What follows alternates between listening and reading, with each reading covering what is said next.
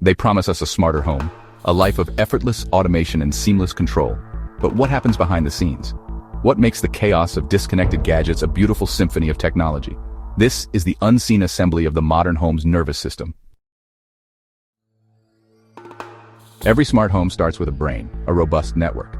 We begin with a high-performance router, the central hub for all data. But in a modern home, one brain isn't enough. We install a mesh network, extending the signal to every corner, ensuring every device has a strong, reliable connection. It's the invisible superhighway for your digital life. Now, we give the network senses. Motion sensors become its eyes, detecting presence and triggering events. Smart switches become its hands, controlling lights with a touch or a command. And smart locks become its shield, securing the front door with invisible protection. These are the inputs, the data points that make a home truly intelligent. With senses in place, we need a voice. The Smart Home Hub is the oral gateway, the command center that gives us intuitive control over the entire ecosystem.